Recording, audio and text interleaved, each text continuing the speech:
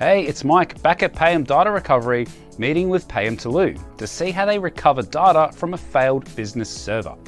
This case came from Chris, an IT manager at a company in Bankstown. Over Christmas, their Synology NAS suddenly went into read-only mode. 12 WD read 6TB drives, CCTV footage, business documents, Office 365 backups, all inaccessible. Payam tested each drive individually using the Atola Insight forensic tool. 11 drives came back healthy, 1 had bad sectors. That's your culprit.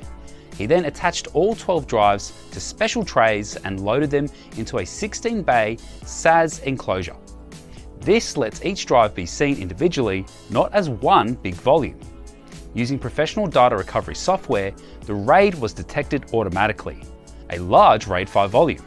And there were the files. CCTV footage, documents, everything Chris was looking for. But Payam found something strange. 2 folders with the exact same name.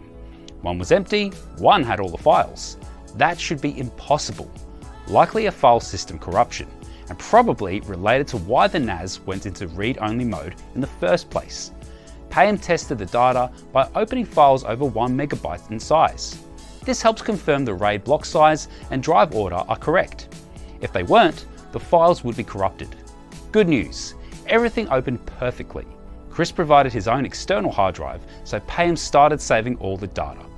This part takes a few days for a volume this size. Once complete, Chris will receive an email and SMS with a full file listing and video preview. As a local Sydney client, he'll collect the drives and recover data in person. This is why your average IT support team struggles with failed raids. You need specialized hardware to see each drive individually and professional software to read Linux formatted partitions. Payam specializes in RAID recovery, especially when multiple drives fail.